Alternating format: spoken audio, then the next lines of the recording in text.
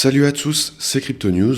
Aujourd'hui, on va apprendre à utiliser la plateforme d'échange de crypto-monnaies Kraken. On va voir ensemble comment déposer des fonds sur la plateforme, comment acheter des crypto-monnaies, vendre des crypto-monnaies, retirer des fonds, que ce soit vers un compte bancaire ou retirer des crypto-monnaies vers une autre plateforme d'échange de crypto-monnaies ou vers un autre portefeuille. On va également voir la partie stacking de Kraken. Et avant de commencer, on va voir les informations clés sur cette plateforme d'échange de crypto-monnaies. Tout d'abord, on se rend sur CoinMarketCap sur le classement des principales plateformes d'échange de crypto-monnaies. Et on peut voir que Kraken se hisse ici à la 13e place, avec des volumes d'échange sur 24 heures relativement conséquents et des chiffres plutôt bons, car Kraken c'est une plateforme qui est présente sur le marché depuis 2011, c'est donc l'une des premières plateformes qui est apparue. On a actuellement plus de 500 crypto-monnaies qui sont disponibles à l'achat et à la vente sur la plateforme. On a 15 millions d'utilisateurs sur Kraken. C'est une plateforme qui a l'avantage d'être relativement simple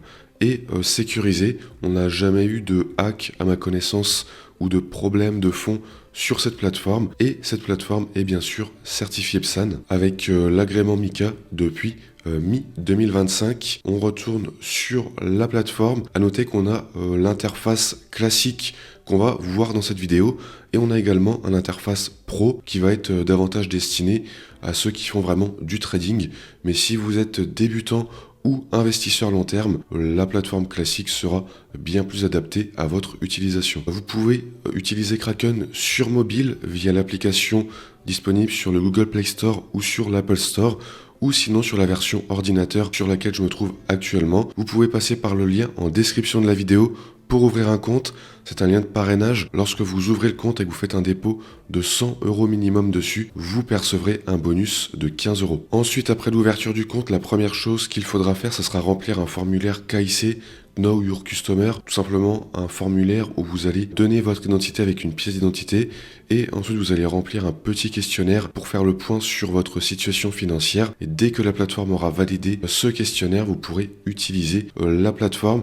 La première chose que je vous conseille de faire, c'est de vous rendre ici en haut à droite sur votre profil, d'aller sur la partie sécurité et de maximiser la sécurité, notamment en mettant en place une double authentification pour renforcer la sécurité du compte. Et dès que c'est fait, vous pourrez ensuite sereinement utiliser votre compte. La première chose à faire sera bien sûr de déposer des fonds. Pour ce faire, on se rend en haut à droite sur transfert. De là, deux options s'offrent à nous, soit le dépôt en cash ou en crypto-monnaie. Ici, pour un dépôt en monnaie fiduciaire, j'ai le choix avec l'euro et pas mal d'autres monnaie, ou sinon en dessous on peut voir le dépôt en crypto. Imaginons que l'on souhaite déposer du Bitcoin, on clique ici, ensuite on a différents réseaux qui nous sont proposés, on peut choisir le réseau BTC et de là on a ce QR code qui s'affiche ou sinon cette adresse que l'on peut copier et que l'on va ensuite aller renseigner sur notre portefeuille émetteur qui enverra les fonds vers le portefeuille Kraken. En dessous on voit les stats clés avec notamment les frais, le montant minimal de dépôt, les confirmations requises sur le réseau et le processus, la durée du processus du transfert. Ensuite, pour ceux qui voudraient déposer des monnaies fiat, comme par exemple de l'euro, eh bien on clique tout simplement ici sur euro. On peut faire un dépôt avec un virement bancaire rapide, un virement bancaire traditionnel, ou sinon on a PayPal ou la carte bancaire. En termes de frais, la carte bancaire c'est ce qui va avoir le plus de frais. Ici on le voit, 3,75% de frais plus 0,25 € de frais fixes. Pour PayPal, 2,5% de frais et concernant les virements bancaires classiques de 0 à 3 € de frais et les virements bancaires rapides, ici on n'a aucun frais. Ensuite, pour acheter des crypto-monnaies, ça va se passer à droite de l'écran. Ici, on a donc l'onglet Buy, Sell et Convert. Donc nous, on a déjà déposé des fonds en euros. On va donc se rendre dans Convert juste ici. Ici, on va sélectionner euros et ici sur la monnaie que l'on souhaite recevoir, sur la crypto-monnaie que l'on souhaite recevoir, on peut sélectionner la crypto-monnaie de notre choix ici en descendant ou bien alors sur la barre de recherche, on peut rechercher comme ceci le BNB et de là on renseigne le montant que l'on souhaite échanger, on clique sur Review, ensuite on confirme la transaction. Sinon on peut également définir un prix limite en quelque sorte. On peut par exemple ici mettre à -5, -10 ou -15% ou même une cible personnalisée. Donc là, on programme l'ordre et dès que le prix ici des BNB par rapport à l'euro et de moins 5%, l'ordre sera déclenché. Ensuite, si l'on souhaite vendre les BNB que l'on vient d'acheter, on clique ensuite sur Sell. De là, on sélectionne les BNB. Évidemment, moi je n'en ai pas car je n'en ai pas acheté. Mais si vous en avez, vous cliquez dessus. Ou sinon, moi je peux cliquer sur les BTC que je possède. Je renseigne le montant de BTC que je souhaite vendre. Par exemple ici, l'équivalent de 90 euros. On clique sur Review comme ceci. On a ici les frais qui sont indiqués. On clique sur Confirme et on va récupérer 90 euros. Si on souhaite plutôt convertir nos BTC vers une autre crypto-monnaie, on se rend toujours ici sur Convert. On est bien sur BTC. On renseigne par exemple ici 75% du montant de mes BTC. Ensuite, on renseigne la crypto-monnaie que l'on souhaite acheter. Par exemple ici des USDC ou bien de l'ETH. On retourne sur 75%.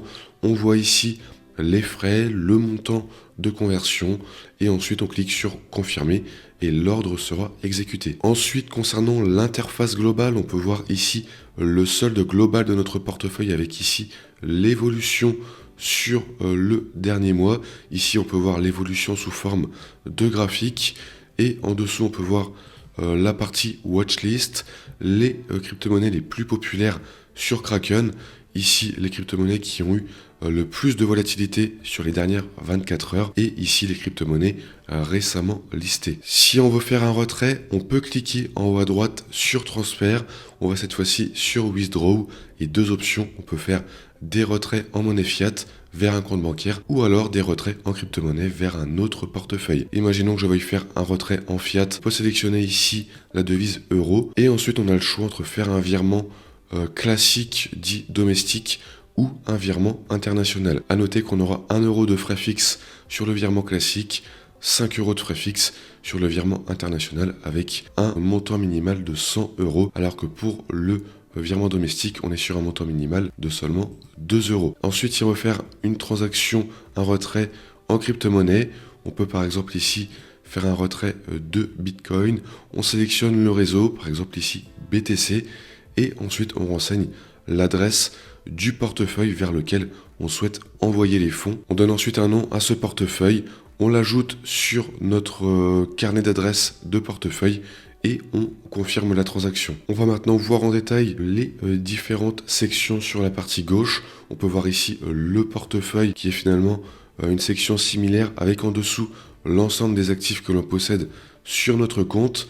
Un peu plus bas sur la partie Explore, on peut voir les principales cryptos de la plateforme par catégorie.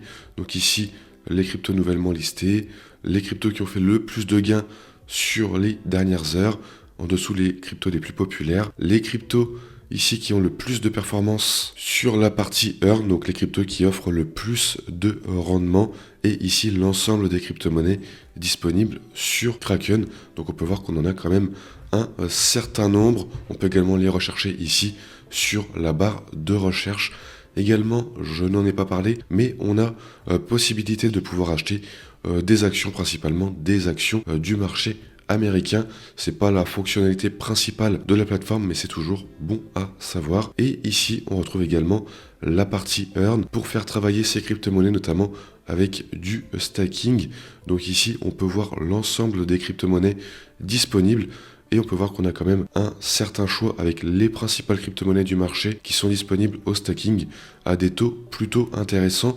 On peut voir ici l'USDC à un taux annuel de 4,71%, ce qui est plutôt pas mal par rapport aux autres plateformes d'échange de crypto-monnaies. Et enfin, en dessous, on peut voir la partie activité pour voir l'ensemble des transactions que j'ai fait sur la plateforme. Voilà pour la présentation de la partie Kraken classique, qui est donc disponible également en version mobile sur l'Apple Store et le Google Play Store pour la version classique.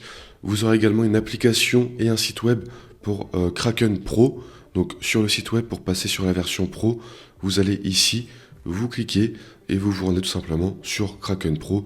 Comme je le disais, ce sera davantage destiné aux traders actifs, à ceux qui feront beaucoup de transactions et qui veulent pouvoir paramétrer des ordres limites, du trading sur marge, etc. Donc sur la partie pro, vous aurez davantage de fonctionnalités. Vous aurez également des frais de transaction qui seront un petit peu plus faibles. En revanche, sur la partie sur laquelle je me trouve actuellement, la partie classique, là ce sera une partie qui sera simple d'utilisation, idéale pour les débutants et les investisseurs long terme. Cependant, on aura des frais de transaction un petit peu plus élevés, mais en principe, lorsqu'on investit sur du long terme, on fait relativement peu de transactions, donc c'est relativement négligeable. Voilà pour ce tutoriel. Si ça vous a plu, n'hésitez pas à mettre un pouce bleu et à vous abonner si ce n'est pas déjà fait, et je vous dis à plus pour de nouvelles vidéos.